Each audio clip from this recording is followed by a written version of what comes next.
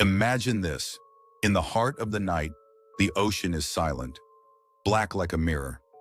Nothing moves.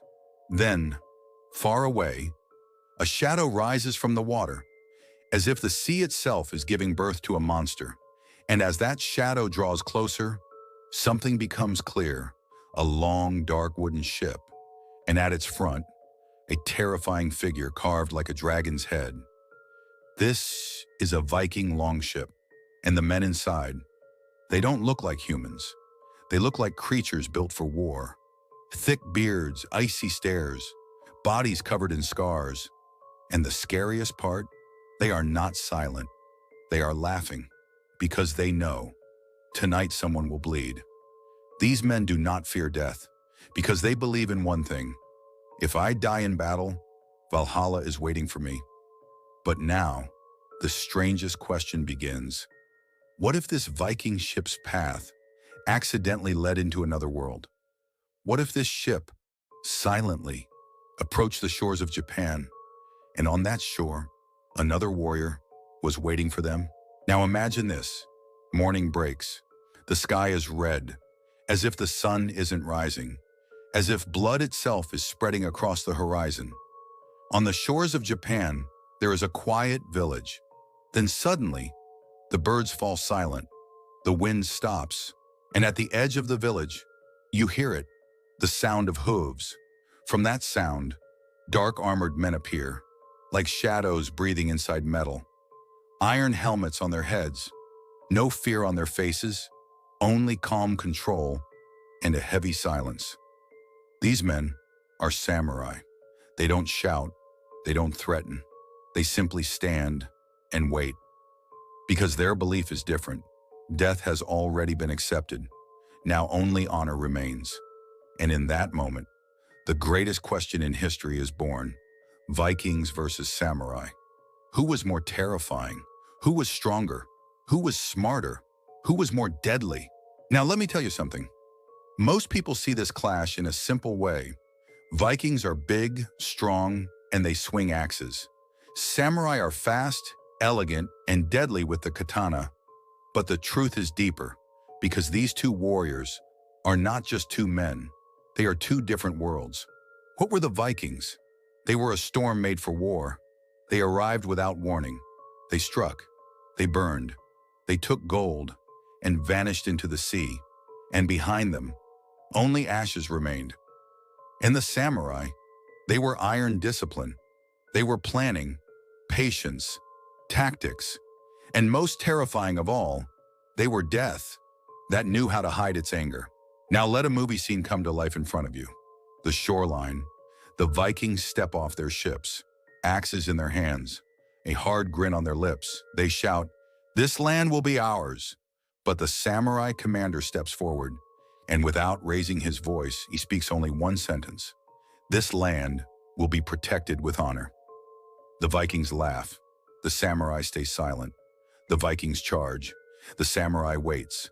The Vikings are rage. The samurai is calm like death itself. And now the question is hanging in the air. When this battle begins, who will fear first? Who will break? Who will run? Who will survive? But wait, this video is not fantasy. This is not a movie. Today we're going to break this down like real history. We will compare the weapons. We will compare the armor. We will compare their fighting style. We will compare tactics. We will compare psychology. And in the end, the most exciting part will come. If Vikings and samurai truly faced each other, we will build the most realistic battle scenario possible. And I will give you a final answer. Who would win? But only if you stay until the end, because the true winner might genuinely shock you. The word Viking doesn't just mean a warrior. It means an entire world. When most people hear Vikings, they imagine wild men with axes, screaming into battle. But history is more dangerous and more impressive than that. Because Vikings were not simply raiders. They were farmers, sailors, traders, explorers, and yes, killers when war demanded it. They came from Scandinavia, modern-day Norway, Denmark, and Sweden. And between the late 8th century and the 11th century, they changed Europe forever. Their story begins with one shocking moment. In the year 793, a Viking raid hit the monastery of Lindisfarne in England. To the Christian world, this wasn't just an attack. It was like the gates of hell had opened. Men in longships appeared from the sea, struck fast, stole treasures, and vanished again. And that became their signature: speed, surprise, terror. But why were they so terrifying? Because Vikings had something Europe feared. They controlled the sea. A Viking longship was a masterpiece of warfare. Light enough to travel rivers, strong enough to survive the ocean, fast enough to outrun most ships of the time. This meant Vikings could hit anywhere. One day, a peaceful village. The next day, ashes. And here's the part people forget. Vikings did not only raid, they settled. They built towns. They married locals. They created trade networks stretching from the Atlantic to the Middle East. Some Vikings reached Iceland, Greenland, and even North America, centuries before Columbus. So they weren't only destroying history, they were writing it. Now let's talk about the Viking warrior himself. A Viking fighter was usually not a professional soldier. Most were ordinary men, farmers, who became warriors when the season demanded it. And when they fought with brutal effectiveness. Their most common weapons were the spear, cheap and deadly, the axe, powerful and terrifying, the round shield, their true defense, and for the wealthy, the sword. But what made them truly feared was their mindset.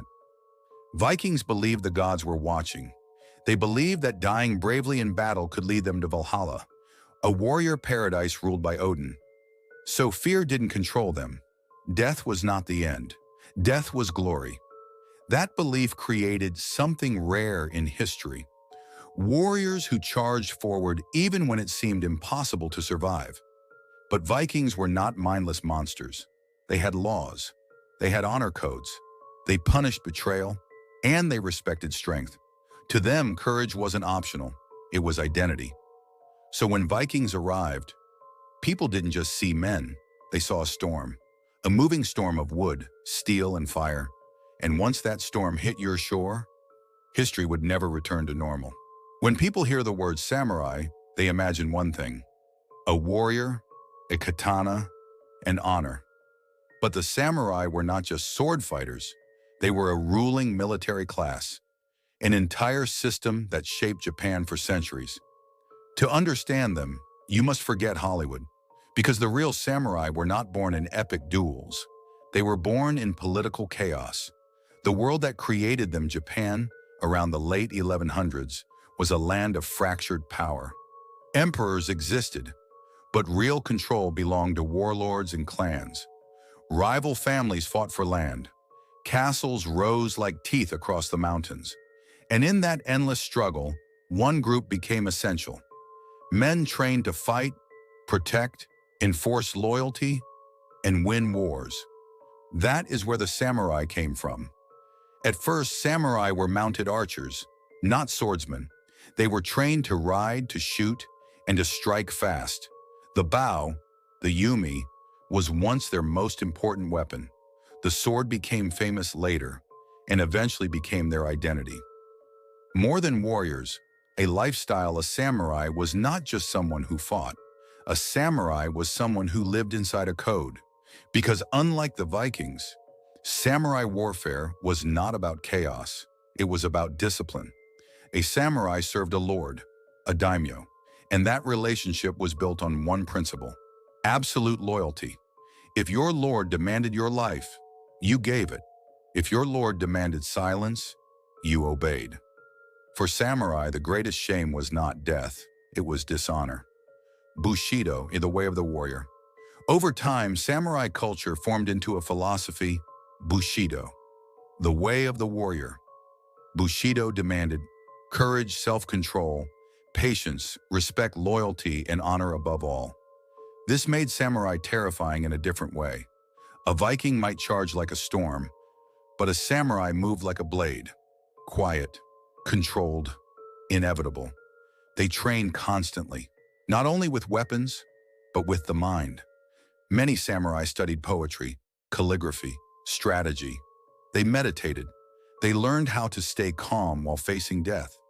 Because on the battlefield, Anger makes you sloppy, fear makes you hesitate, and hesitation kills. So samurai learned to master emotion.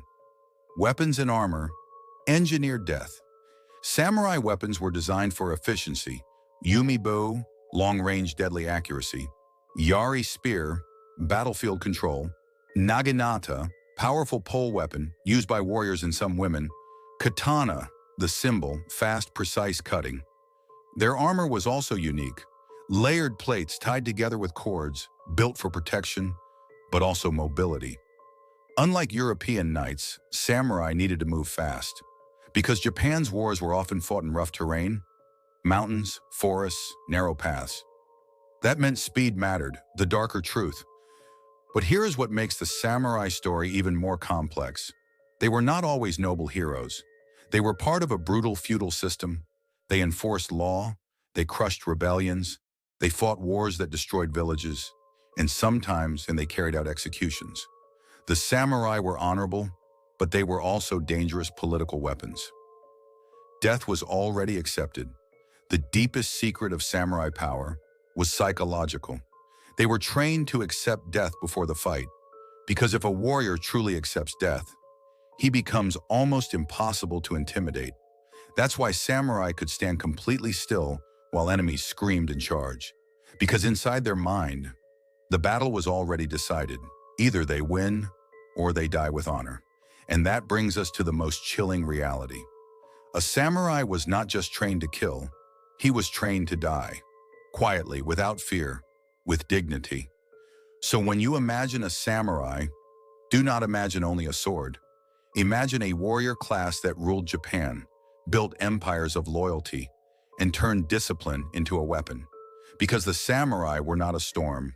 They were something scarier, a calm blade, moving toward you. Now we enter the most famous part of this clash, the weapons.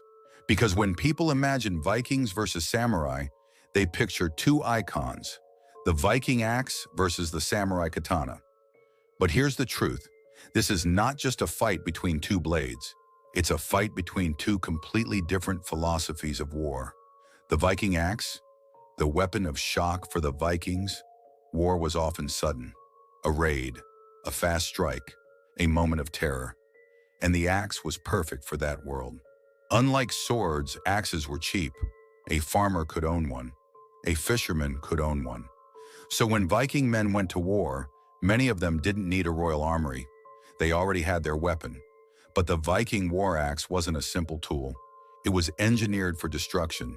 It could split shields, smash helmets, break bones through armor hook, and pull enemies off balance. And psychologically, it was terrifying. Because an axe doesn't just cut, it crushes. The Viking axe created fear before the battle even began. Imagine standing in a shield wall and watching a screaming warrior swing a heavy blade that can break your entire defense in one strike. That's why in many battles, Vikings used axes not only to kill, but to break formations. And once the enemy line was broken, the raid became a slaughter. But Vikings didn't rely on axes alone. Their most common battlefield weapon was actually the spear. Cheap, long reach, deadly.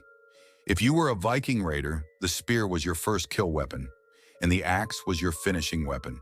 And then there was the round shield. For Vikings, the shield was almost a weapon itself. They could bash with it, trap enemy blades, and attack while protected. The katana, the weapon of precision, now traveled to Japan. The samurai did not worship chaos, they worshipped control, and the katana reflects that. The katana is not designed to crush. It is designed to cut with perfect efficiency. It is curved to slice cleanly, balanced to move fast, and deadly with minimal wasted motion. But most people misunderstand something. The katana was not always the main battlefield weapon. Early samurai were famous for the bow, the yumi. Samurai were elite mounted archers. Then later, in larger wars, the spear, the yari, became extremely important. Because when armies clash, range and formation matter. So what made the katana special? The katana was the final weapon, the personal weapon, the symbol. It was worn daily. It was the samurai's identity. And it had one terrifying advantage. In the hands of a trained samurai, it could end a fight in seconds. Not through brute strength, but through timing. One step, one angle, one cut, and it's over. Because samurai training focused on footwork speed, balance discipline, and striking at weak points, not brute force, a samurai didn't want to trade blows. He wanted a clean kill. Axe versus katana. What happens in real combat? So what happens if these two weapons meet? First, we must be realistic. A katana is not built to block a heavy axe swing head-on. If a samurai tries to stop an axe with pure strength, the impact can shatter bones, break balance, or knock the blade away.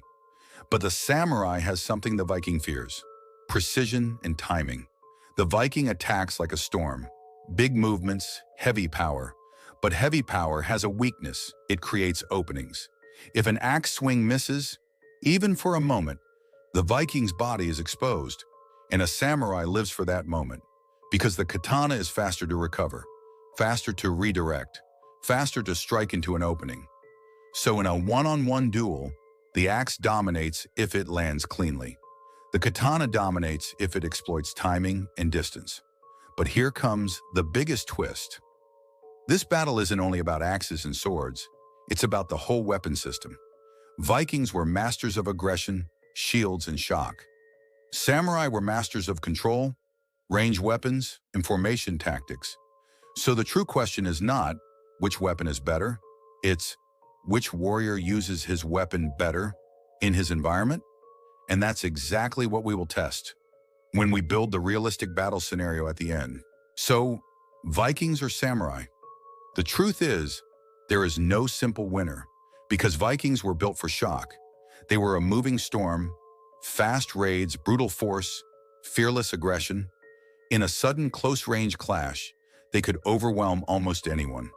But the samurai were built for control, not just courage, but discipline, not just strength, but strategy. They didn't fight like a storm, they fought like a blade, silent, precise, and patient. So if this battle happened in chaos, in a surprise raid, the Vikings could win. But if it became a planned confrontation with formation, archers, terrain, and tactics, the samurai would turn that storm into a mistake. And that's why this matchup is legendary. One side brings rage, the other brings calm death. Now I want to hear your verdict. Who would win, Vikings or samurai? Write your answer in the comments and tell me why. And if you want more epic history battles like this, hit like, subscribe, and join the Enigmatic Veil, because the next VS battle might be even more ruthless.